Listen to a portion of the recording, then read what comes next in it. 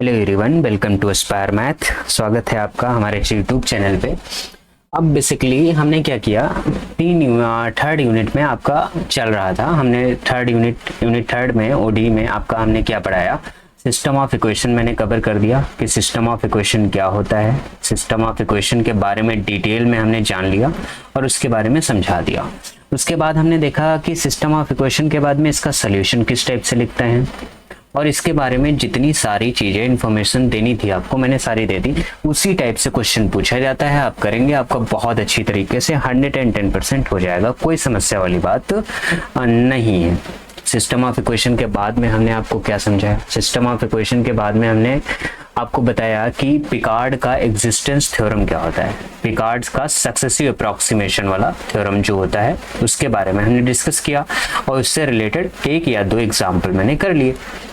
अब ये दो चीजें हो गई।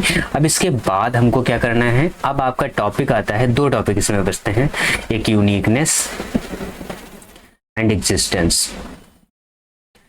बेसिकली एग्जिस्टेंस एंड यूनिकनेस होता है ना, और ये यूनिकनेस और एग्जिस्टेंस बचता है। इस पे किस तरीके से क्वेश्चन पूछा जाएगा उसकी फॉर्मेशन हम करेंगे, सारी चीजें डिटेल में सीखेंगे। दूसरी बात, एक लोट का उल्टेरा मॉडल है, प्रे एंड प्रेडेटर मॉडल है ना, लोट का उल्टेरा प्रे एंड प्रेडेटर मॉडल। तो इस मॉडल को हमको बहुत अच्छी तरीके से देखना है ना। बस दो टॉपिक बचे हैं, इनको हम कवर करते हैं। तो सबसे पहले हम यहाँ पे जाने से पहले कि फंक्शन का सोल्यूशन एग्जिस्ट करता है कि नहीं, जैसे मान लो हमने डिफरेंशियल इक्वेशन पढ़ी, y dash is equal to आपको इस तरीके से दे दिया जाए एक्स स्क्वायर, ठीक है। आप क्या करेंगे, इसको सॉल्व आउट करेंगे, लाइक ऐसे dy बाई डी एक्स, यहाँ पे हो गया हमारे पास एक्स स्क्वायर, तो ये हो गया हमारे पास dy is equal to x square, साथ में dx हो जाएगा, and y is equal to हमारे पास क्या जाएगा, x cube by 3 plus c. Okay, ये आ गया। नाउ जैसे ये कंडीशन दे दी गई y 0 पे 1, तो जैसे y को 0 रखोगे x की वैल्यू हो जाएगी 1, नहीं x को जैसे ही 0 रखोगे y की वैल्यू हो जाएगी हमारे पास 1 प्लस c की वैल्यू एग्जैक्टली हमारे पास क्या आ गई 1। तो यहाँ से पता चला y is equal to x cube by C. एक ये सोल्यूशन मेरे पास बना, ध्यान दो, y dash is equal to x cube और साथ में y0 इज इक्वल टू 1 पे जो हमें कंडीशन दी है, इसके पास हमको ये वाला सोल्यूशन मिल गया। तो इस कंडीशन में हम क्या बोलेंगे, इसके पास यूनिक सोल्यूशन है, एक सोल्यूशन मिल गया। ठीक है, एक सोल्यूशन मिलने से मैं क्या कह दूंगा कि इसके पास कैसा सोल्यूशन हमें मिल रहा है, यूनिक सोल्यूशन मिल रहा है। ओके, +1 लगा लो, ठीक है, इस कंडीशन के अकॉर्डिंग। नाउ अगर मैं इसी सोल्यूशन को बोलूं, इसी सोल्यूशन को कि y इज इक्वल टू हमारे पास एक्स क्यूब बाई 3 प्लस सी, अब हमारे पास c की चॉइस कुछ भी हो सकती है, c हमारा रियल नंबर से आ रहा है, तो इसी कंडीशन में मैं इसको बोल सकता हूं कि इसके पास कितने सोल्यूशन है, हमारे पास इनफाइनाइट सोल्यूशन। कितने सोल्यूशन है हमारे पास, इस इनफाइनाइट सोल्यूशन है। तो सोल्यूशन का यूनिकनेस होना मतलब सोल्यूशन का यूनिक होना, सोल्यूशन का एग्जिस्ट करना, इन सारी चीजें जो हमें डिस्कस करनी है। तो उससे पहले एक मोस्ट इंपॉर्टेंट चीज हम डिस्कस करेंगे जिसको हम लोग बोलते हैं लिप्सिस कंडीशन, और लिप्सिस कंडीशन की हेल्प से हम देखेंगे कि सॉल्यूशन एग्जिस्ट करता है कि नहीं करता है, बाकी सारी चीजें। Now we are moving to Lipschitz condition. लिखिएगा Lipschitz condition, Lipschitz condition. Lipschitz condition होता क्या है और ये कहता क्या, ये बताता है if a function x y, लिखिए इफ एफ एक्स वाई क्या है, बी अ फंक्शन, अगर हमारे पास एफ एक्स वाई कोई फंक्शन है, is set to be satisfy a Lipschitz condition, is set to be satisfy Lipschitz condition, is said to be satisfy Lipschitz condition in region D, in region D in x y, in x comma y plane,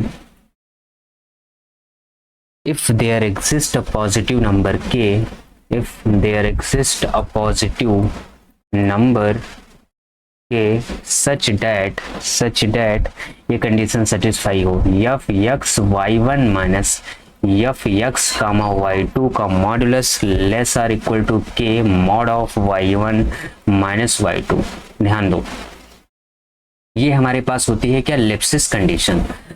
क्या होता है कि किसी भी function को हम कहेंगे कि वो लिप्सिस कंडीशन को सेटिस्फाई कर रहा है रीजन डी में। डी क्या है, यहाँ पे कोई भी डोमेन हो सकता है। डी हमारे पास क्या है, डी इज एनी डोमेन, ठीक है। एक्स वाई प्लेन में अगर कोई ऐसा पॉजिटिव नंबर के मिलता है, ये जो के हमारे पास पॉजिटिव है, वो इस वाली कंडीशन को सेटिस्फाई करे, देन वी से डैट कि जो फंक्शन होगा हमारे पास वो लिप्सिस कंडीशन को क्या कर रहा है, सेटिस्फाई कर रहा है। ये बात समझ में आई। या फिर इसको दूसरी तरीके से आप लिख सकते हो, लाइक कहीं कहीं पे ऐसा लिखा मिलेगा, f of x comma y one minus f of x comma y two का modulus mod of y one minus mod of y two is less or equal to के।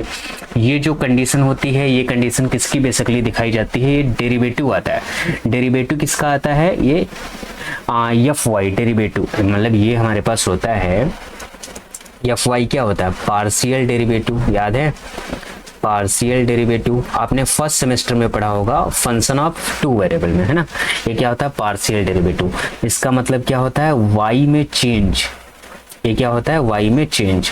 अगर लिखा हो ऐसे d y by d x, इसको क्या कहते हैं, टोटल डेरिवेटिव। क्या कहते हैं, टोटल डेरिवेटिव। जैसे पार्शियल डेरिवेटिव एफ वाई क्या होता है हमारे पास, del f by del y, curly f by curly y बोलो या del f by del y. जैसे आपने एक्स पे डिस्टेंस चली ये की, ये वाई पे डिस्टेंस चली आपको बी की, तो हमारे पास डिस्टेंस समथिंग यहाँ पे मिलेगा ए कमा बी पॉइंट। ध्यान दो, हमको चेंज किस में लाना है, वाई डायरेक्शन में। देखो वाई में चेंज, वाई में चेंज, तो यानी बी को हमने थोड़ा सा बढ़ाया और इसको बी प्लस के कर दिया, तो ये इस तरीके से यहाँ पे पॉइंट हमको मिलेगा ना, ए कामा बी प्लस के। तो चेंज किस डायरेक्शन में है, वाई डायरेक्शन में, इसीलिए एफ वाई निकालते हैं, partial derivative with respect to y. Partial derivative with respect to y हमारे पास क्या होता है, एफ वाई। ये होता है हमारे पास limit h tends to 0 f of a comma b plus k minus f of a comma b divide by क्या होता है हमारे पास, के, है ना। यहाँ के टेंस टू 0, ये होता है हमारे partial derivative with respect to y. तो ये जो कंडीशन बनती है ना, f x comma y one minus, ये जो y one y two distance है, ये हमारा सम नंबर कांस्टेंट के आएगा। और यहाँ पे ये जो डिफाइन कर रहा है एक्स कामा वाई, ये पॉइंट्स डिफाइन कर रहे हैं। तो ये वाली जो कंडीशन बेसिकली बनेगी, ये और कुछ नहीं है, हमारे पास partial derivative with respect to y बनेगा। तो इसे del f by del y less or equal to k कह देते हैं। और इसी कंडीशन को बोलते हैं सफिशिएंट कंडीशन। क्या बोलते हैं, सफिशिएंट कंडीशन। समझते रहना। अब देखो लिप्सिस कंडीशन हमें चेक करने के लिए जरूरी नहीं होगा कि आप इसी वाली कंडीशन से देखें कि वो लिप्सिस बनता है, आप इससे भी देख सकते हो कि वो लिप्सिस है कि नहीं है। Got it, okay. नाउ इतनी बात आई थिंक आपको क्लियर हुई होगी कि पार्शियल डेरिवेटिव क्या होता है और उसके टर्म्स किस तरीके से लिखे जाते हैं।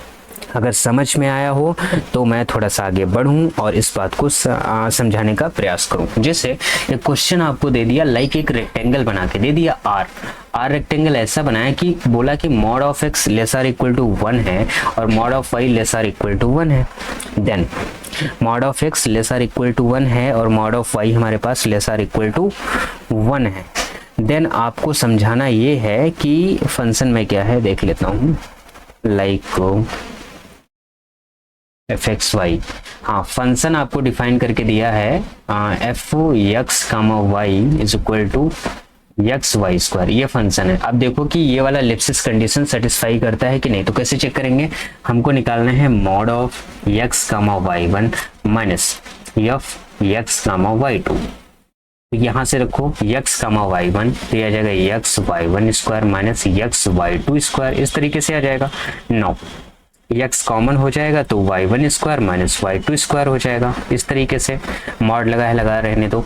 इसको मैं ऐसे लिख सकता हूँ, एक्स एक ब्रैकेट में y one plus y two लिख सकता हूँ, दूसरे ब्रैकेट में y one minus of y two लिख सकता हूँ। ध्यान देते रहना। नाउ अब क्या करूंगा, मॉड क्या होता है, लेस आर इक्वल टू में इसको तोड़ेगा ऐसे, मॉड ऑफ एक्स वन, इसको हम ऐसे तोड़ सकते हैं mod of y one plus mod of y two क्यों तोड़ रहे हैं अभी पता चल जाएगा। Now mod of y1 minus y2 तो हमको चाहिए क्योंकि ये हमारे पास इनइक्वालिटी में ही होता है। ओके, तो यहाँ से हमको पता चला इनइक्वालिटी में कहाँ होता है, ये यहाँ पे दिख रहा है ना, mod of y1 minus y2 मेरे को चाहिए ही चाहिए। ओके, तो यहाँ से पता चल रहा है, यहाँ रेक्टेंगल हमको गिवन है कि x less or equal to 1 है, y less or equal to 1 है, तो ये लेस देन हो जाएगा, मॉड x आ जाएगा, y1 भी x आ जाएगा, y2 भी x आ जाएगा। ये देखो y हमारा mod less or equal to 1 है तो ऑब्वियसली y1 भी लेस आर इक्वल टू 1 होगा एंड y2 भी लेस आर इक्वल टू 1 ही होगा, समझते रहना। तो ये mod of y1 minus y2 आ जाएगा। क्लियर? तो ये कितना हो गया 2y1 माइनस y2, तो इसको मैं लिख सकता हूँ 2 mod of y1 minus y2। Okay, now अब करना क्या है, यहाँ से बस हो गया ना, यहाँ से आ गया f x comma y1 minus f x comma y2 का modulus less or equal to क्या आ गया 2y1 माइनस y2। तो यहाँ से हमको पता चल गया कि ये वाला फंक्शन लिप्सिस कंडीशन सेटिस्फाई करता है और के जो होता है वो लिप्स कांस्टेंट होता है जो कि 2 है, इसको हम लिप्सिस कांस्टेंट बोलते हैं, लिप्सिस कांस्टेंट। ये बात अगर आपको क्लियर हुई हो तो आगे बढ़ा जाए कि लिप्सिस कंडीशन या लिप्सिस कांस्टेंट किस तरीके से देखा जाता है। नाउ दूसरा ध्यान दो कि हमको गिवन क्या था, हमको गिवन था f x y is equal to x of y square. तो कह रहा है कि अब दूसरी कंडीशन जो सफिशिएंट थी, सफिशिएंट हमने सफिशिएंट कंडीशन बताई थी, सफिशिएंट कंडीशन में सफिशिएंट कंडीशन यहाँ पे लिख लो। सफिशिएंट कंडीशन क्या बताया था, हमने बताया था कोई भी फंक्शन हो उसको पार्शियली y के रिस्पेक्ट में डेरिवेट कर दो, लेस आर इक्वल टू के करो, जहाँ पे के क्या हो जाएगा हमारे पास लिप्स कांस्टेंट। ओके, इस तरीके से भी कर सकते हैं। तो ऐसा कैसे आएगा, del f by del y जब निकालेंगे उसका मॉड करेंगे तो यह आ जाएगा 2 ऑफ y और साथ में x भी रहेगा, सॉरी यहाँ पे लिखते हैं हम 2 ऑफ एक्स वाई, है ना, x के रिस्पेक्ट में कर रहे हैं तो लेस आर इक्वल टू मैं कर सकता हूँ 2 of mod of x mod of y। इसको मैं मॉड को ऐसे कर सकता हूँ क्योंकि ट्रायंगल इनइक्वालिटी होती है ना, mod of x plus y is always less or equal to mod of x plus mod of y, इस तरीके से लिख सकते हैं। नाउ हमको गिवन क्या, हमको गिवन है mod of x less or equal to 1 है, mod of y less or equal to 1 है। इसका यूज इसमें जब करेंगे तो ये हमारे पास क्या जाएगा 2 और 2 हमारे पास लिप्स कांस्टेंट, यही क्या कंडीशन पहले से निकली थी। तो आप इन दोनों कंडीशंस का यूज करके लिप्सिस कांस्टेंट फाइंड आउट कर सकते हैं। अगर ये बात समझ में आ गई हो तो दूसरा क्वेश्चन कराया जाए।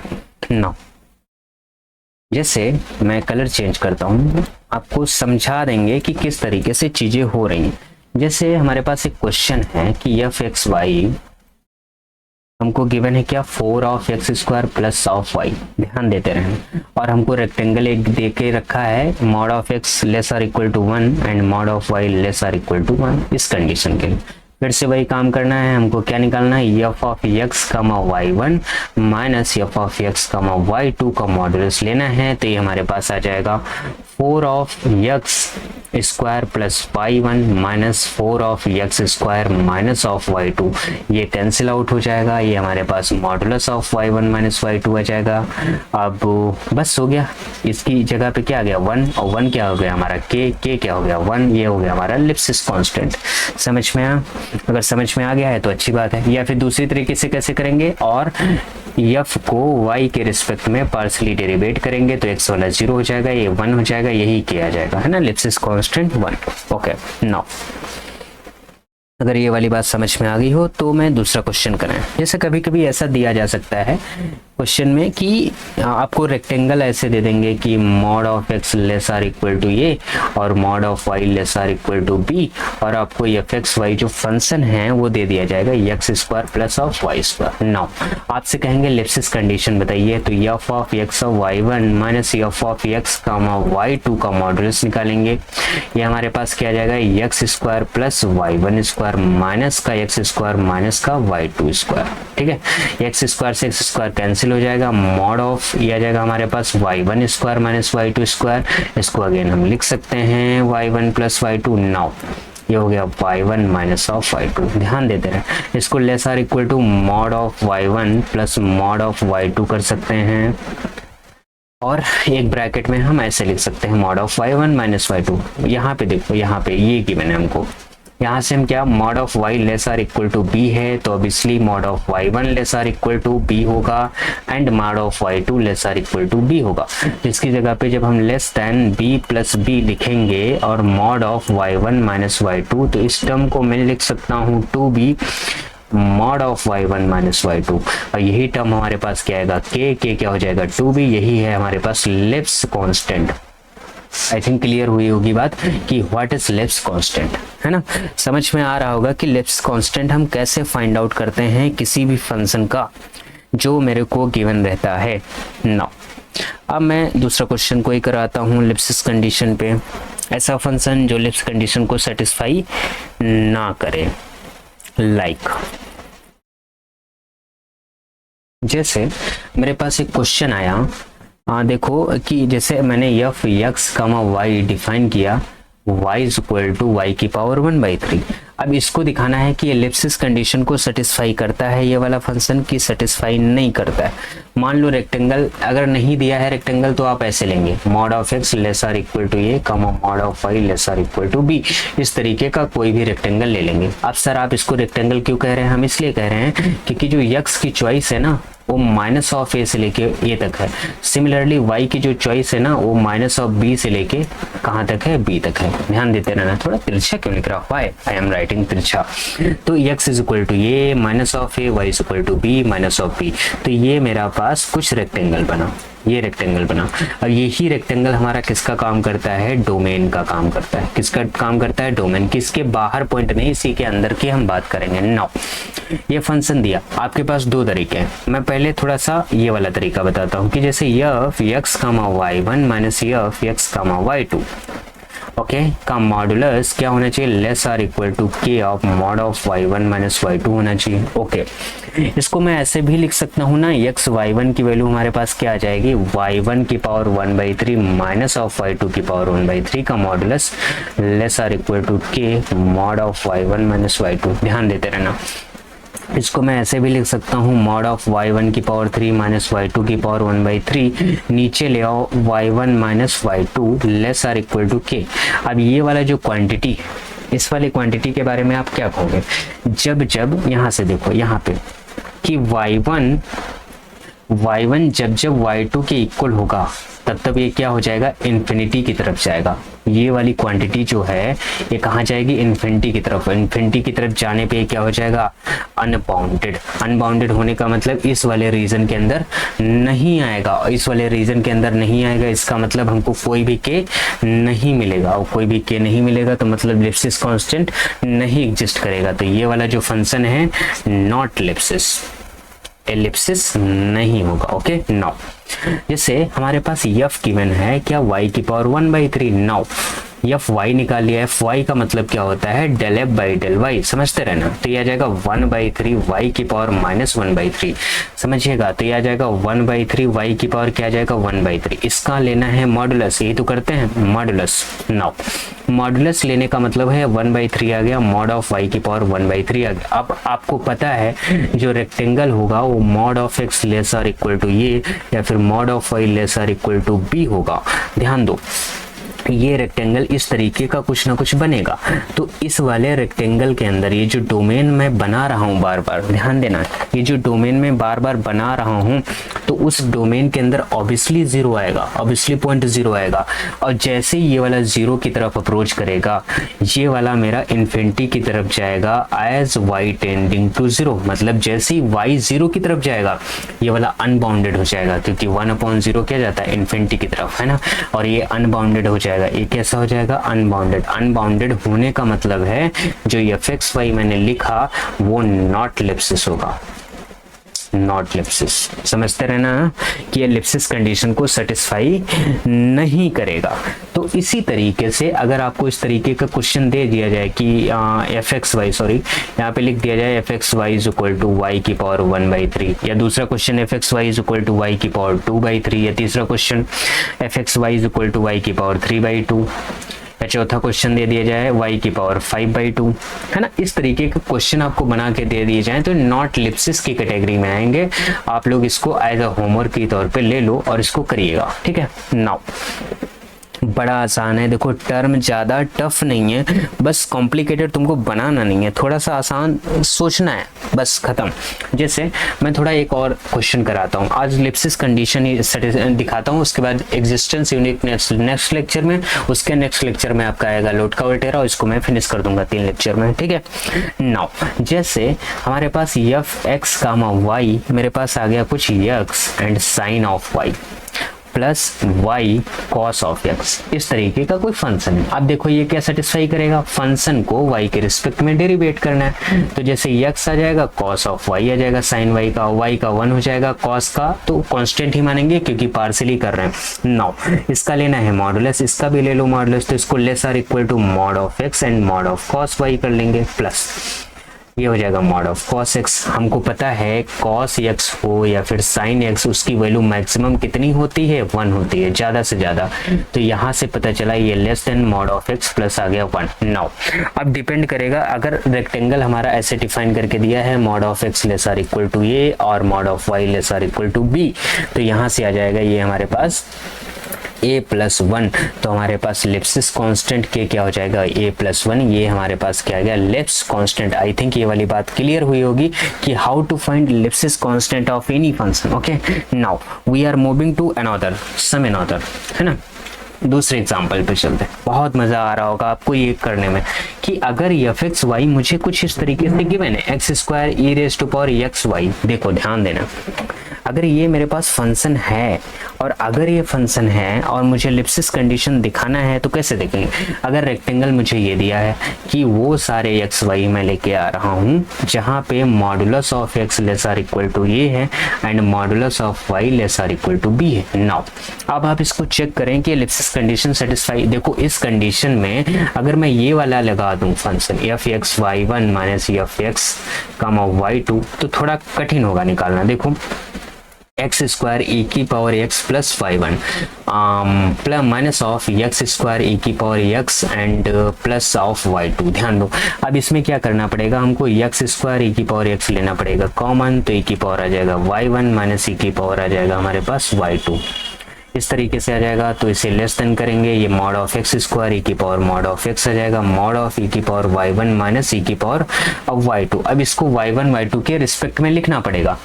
जैसे फॉर एग्जाम्पल e की पावर y1 always greater or equal to होगा y1 से, सिमिलरली e की पावर y2 always greater or equal to होगा y2 से।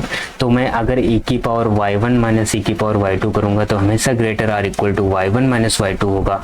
तो अगर मैं इसको 1 अपॉन e की पावर y1 माइनस e की पावर y2 करूंगा तो less or equal to y1 minus y2 होगा। थोड़ा सा टिपिकल माहौल यहाँ पे बनेगा जो कि सॉल्व इतनी आसानी से नहीं होने वाला, ये वाली टर्म फंसेगी, अब ये आप सोच सकते हो कि e की पावर y1 always less or equal to y1, या यूं कह लो कि अगर ये वाला जो टर्म है मैं ऐसे बोलूं e की पावर y1 माइनस e की पावर y2 हमेशा लेस आर इक्वल टू होगा mod of y1 minus y2। अगर ये आप याद रख पाए तब तो आपका काम हो सकता है, अदरवाइज प्रॉब्लम होगी। अगर आप ये याद नहीं कर पाएंगे तो समस्या होगी। लेकिन आपका लिप्सिस कंडीशन में डिफरेंस आ सकता है, तो आपको जब इस टाइप के कॉम्प्लिकेटेड फंक्शन मिले तो आप कोशिश करिए वो सफिशिएंट कंडीशन लगाने को। नाउ सफिशिएंट कंडीशन हमारे पास क्या कहता है, एफ एक्स वाई हमारे पास आता है x² e raise to power x plus y. Now वो कहता है y के रिस्पेक्ट में पार्शियल डेरिवेट करो, x पे कोई फर्क नहीं पड़ेगा, e की पावर y वाला टर्म y में आ जाएगा। नाउ हमको गिवन है इसका मॉडुलस निकालना है, तो इसका मॉडुलस क्या हो जाएगा, less or equal to mod of x² e raise to power mod of x and e raise to power mod of y।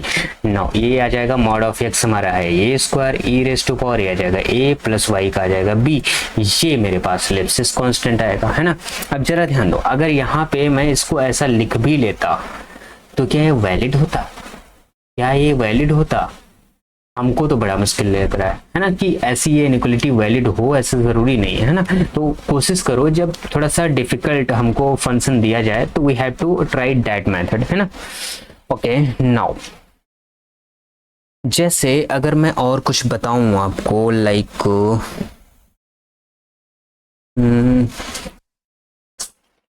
लिप्सिस condition तो हम लोग बहुत अच्छी तरीके से डील कर रहे हैं। लिप्सिस कंडीशन में होगा क्या एक्चुअली,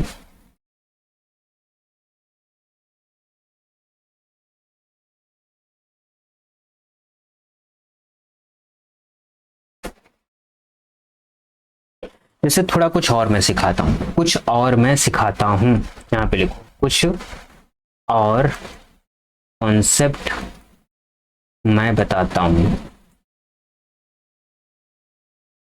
कॉन्सेप्ट क्या है? What is the concept? Sir क्या बताएंगे आप? देखो आपने इस वाले मेथड को पढ़ा है, dy by d x p y equal to q, बहुत अच्छी तरीके से पढ़ा है, आपको पता है अच्छी तरीके से। तो अगर आपको मैं दे दूं इस तरीके की condition x minus 3 and y of dash plus log of x and y which is equal to 2 of x, that is, और एक आपको दे दिया जाए y1 इज इक्वल टू 2। देखो ये इनिशियल पॉइंट है, इनिशियल पॉइंट का मतलब 1 हमको कहाँ पे मिलेगा, लाइक ये है 0 पॉइंट, ये है 1 पॉइंट, और इस पॉइंट के नेबरहुड में सोल्यूशन का एग्जिस्ट होना बताता है। मतलब ये पूछेगा interval of existence without using Picard theorem. Interval क्या निकलेगा, मतलब कि इस टाइप के इंटरवल के लिए आपको करना क्या होगा, ध्यान दो। जैसे इसको आप ऐसे लिख सकते हैं dy by d x plus, ये है हमारे पास log of x divide by x minus 3, यहाँ पे y है, ये आ जाएगा 2 of x and x minus 3। देखो यहाँ पे हमको p मिल गया और q मिल गया। आराम से समझोगे समझ जाओगे, आराम से नहीं समझोगे फिर सोच लो, खत्म। नाउ यहाँ पे p मेरे पास दिया है log of x divide by x minus 3 and q आपको दिया है 2 of x divide by x minus 3। ध्यान दो p और q यहाँ कहाँ पे कॉन्टिन्यूअस नहीं है, हमको ये वाली बात क्या है सोचना। देखो x बराबर जैसे हम 3 पुट करेंगे तो हमारा p क्या हो जाएगा, अनबाउंडेड हो जाएगा, q भी हमारा कैसा हो जाएगा, अनबाउंडेड हो जाएगा। p और q x is equal to 3 पे डिफाइन नहीं है, यहाँ पे लिखो p comma q not defined at x is equal to 3, मतलब x इज इक्वल टू 3 पे डिफाइन नहीं है। तो मैं एक नंबर लाइन बनाता हूँ जहाँ पे -3 रखता हूँ और 3 भी रखता हूँ, -3 रखता हूँ और क्या रखता हूँ, 3 भी रखता हूँ। -3 हमारा ये है, कोई दिक्कत नहीं, इस वाले पॉइंट पे हमको डिफाइन नहीं, इस पे मैं सर्कल कर देता हूँ, इस वाले पॉइंट पे हमारे p क्यों डिफाइन नहीं है। ध्यान दो log x, log 0 पे क्या वैल्यू देता है हमको, इन्फिनिटी। ध्यान दो log x में ये देखो हमारे पास p जो है, p क्या है हमारे पास, log ऑफ x है, नीचे क्या है x माइनस 3 एंड q जो है हमारे पास वो क्या है, सॉरी क्यों है 2x by x minus 3, 2x by x minus 3। ध्यान दो ये हमारे पास, ये तो नीचे का काम हो गया, डिनोमिनेटर का काम हो गया। अब न्यूमरेटर पे चलाओ, log x जो होता है, log ऑफ x ये 1 होता है, कब होता है, जब x is equal to 1। log 1 की वैल्यू हमारे पास 1 होती है, log 1, log e की वैल्यू 1 होती है ना, log 1 पे होता है 0, log 1 की वैल्यू होती है हमारे पास 0। बट ये जो log बेस e x वाला है ना, तो x को होना पड़ेगा पॉजिटिव। इवन आप log e 0 ले लो ना, तो 0 पे ये अनबाउंडेड हो जाता है, log 0 पे कैसा होता है, अनबाउंडेड।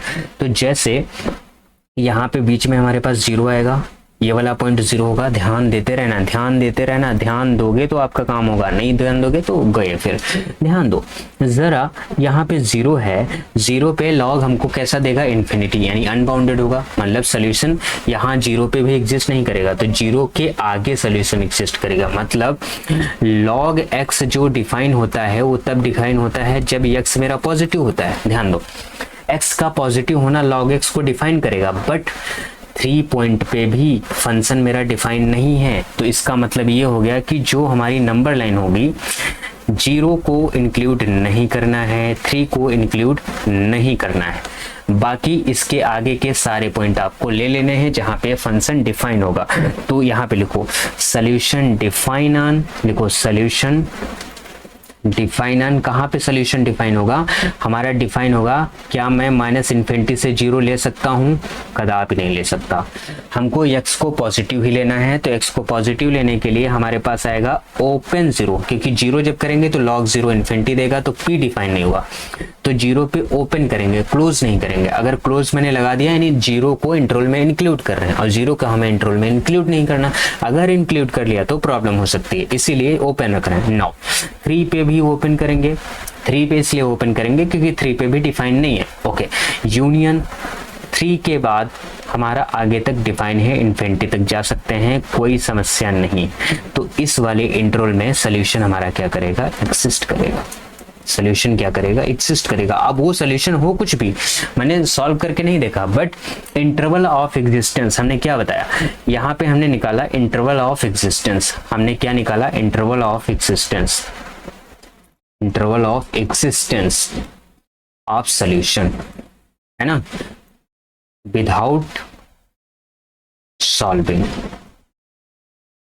है ना। डिफरेंशियल इक्वेशन को बिना सॉल्व किए हमने इंटरवल ऑफ एग्जिस्टेंस निकाल लिया। आपको क्या देखना है कि P एंड Q आपको निकालना है, देखना है कि कॉन्टिन्यूअस है कि नहीं, है कि नहीं। अगर नहीं कॉन्टिन्यूअस है तो उस वाले पॉइंट को इंटरवल से बाहर कर देना है। कैसी डिफरेंशियल इक्वेशन हो, y dash p y is equal to q हो, है ना, इस टाइप का बनाना है।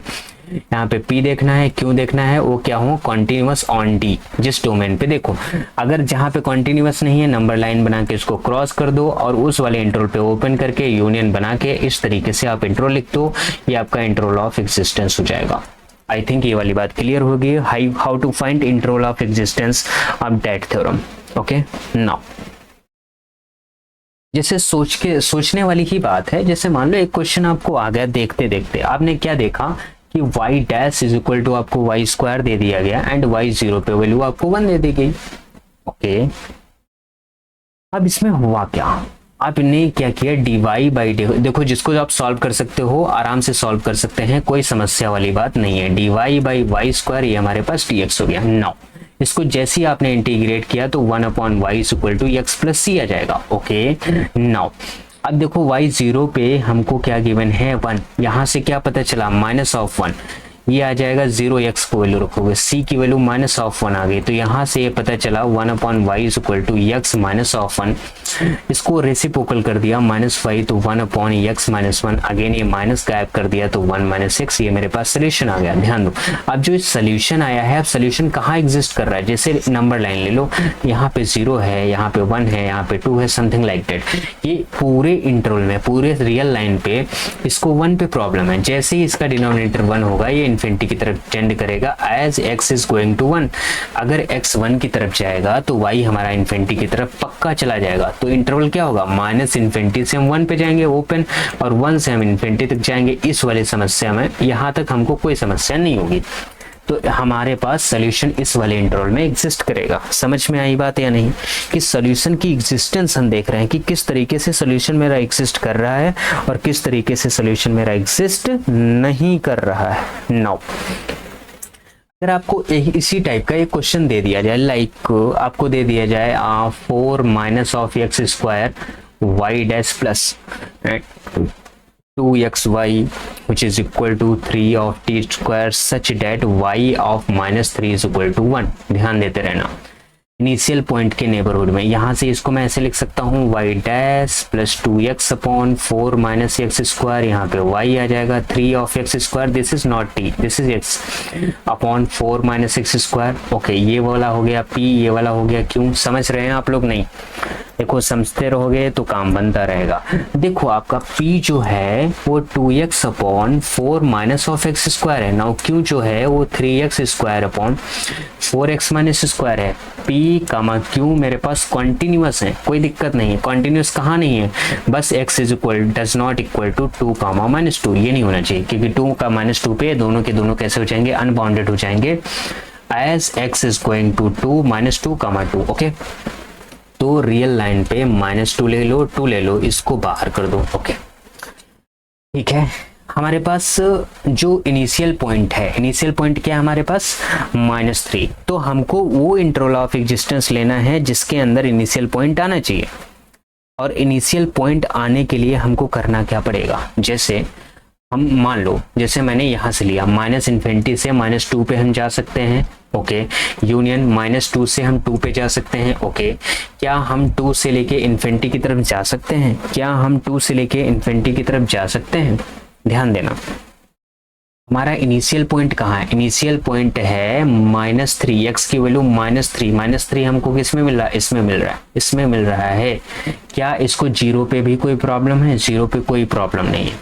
तो हम इस इंटरवल ऑफ एग्जिस्टेंस को ले सकते हैं। बट जैसे मान लो अगर आपको ये बोला जाए कि पहला ऑप्शन इसमें मैं दे दूं -∞ से लेके -2 यूनियन -2 से लेके 2, ये ले लूं, या दूसरा मैं ऑप्शन दे दूं -∞ से लेके -2, तो ये भी इंटरवल ऑफ एग्जिस्टेंस हो जाएगा। बस शर्त ये है कि -3 पॉइंट जो है इनिशियल पॉइंट वो इसके नेबरहुड में आना चाहिए। देखो इसके नेबरहुड में आ रहा है, ये भी हमारे पास इंटरवल ऑफ एग्जिस्टेंस बन जाएगा। तो अगर ऑप्शन वाइज है कुछ भी दिया है तो आप कर सकते हैं, अदरवाइज इसको भी ले सकते हैं, कोई समस्या नहीं है। बस हमको देखना है कि P और Q कहाँ पे कंटिन्यूस होते हैं, जहाँ पे कंटिन्यूस होंगे वहाँ पे आपका वर्क करेंगे। ओके, नाउ हमने इलिप्सिस कंडीशन को सेटिस्फाई किया, बाकी सारी चीजें नेक्स्ट लेक्चर में हम देखेंगे कि फंक्शन कॉन्टिन्यूस होगा तो उसके पास सोल्यूशन एग्जिस्ट करेगा।